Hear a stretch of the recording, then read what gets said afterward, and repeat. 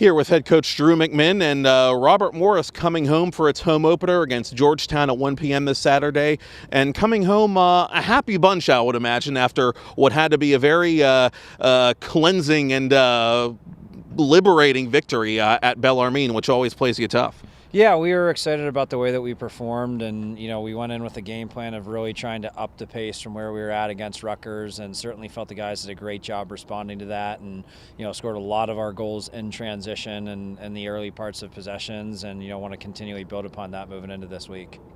Jimmy talked about the transition game as well. Did you notice a big difference improvement-wise in the transition game between game number 1 and game number 2? We did, absolutely. I mean, kind of two different phases that we saw a vast improvement with. One was getting the number advantages. So that's the first part of the equation, is actually getting the jumps up the field, and certainly provided a lot more of those this last week than we did in week 1. And the second phase of that is just the stick work and the execution. And we put in some drills and really pressed the guys a lot with that stick work that we needed to have come through, and again, they responded and certainly put the ball where it needed to be, which is why it ended up in the back of the net as many times as it did.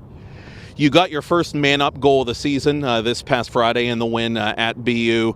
I noticed you did a lot of man-up work in practice today, a lot of work with, like you said, kind of pushing the tempo. I sense that you sense that group has even more to give in those man-up situations. Yeah, absolutely. I mean, they're a very talented group, and a lot of times it's just putting the guys in the right position and letting them do what they're capable of doing. And they're all, with all that personnel, they can move the ball very quickly, and that's what we've really tried to hammer home in all offensive situations of late, is just keep it simple, because we have enough talent that we don't have to do too much, and if we just keep that ball moving, then we'll get guys open and good spacing.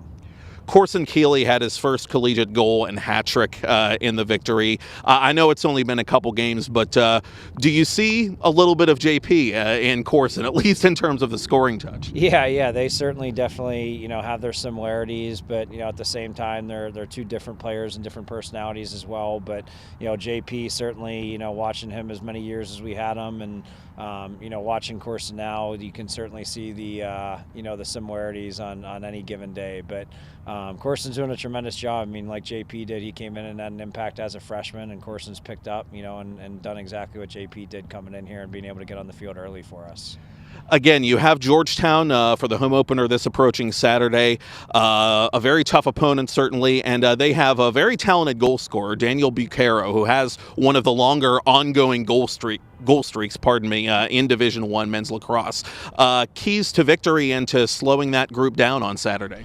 Yeah, I mean, both sides of the ball, we went over the scouting report stuff, and, again, we want to push the pace. We want to be able to get our number advantages, and, for us, we run a lot of guys at the midfield, and we really want to use that to our advantage as far as just being able to get up and down. And, with their offense, again, Bucaro is certainly a big goal scorer, and they have some other very talented guys as well. But, going in, we feel we have a pretty good, solid defensive game plan to be able to keep them in check there.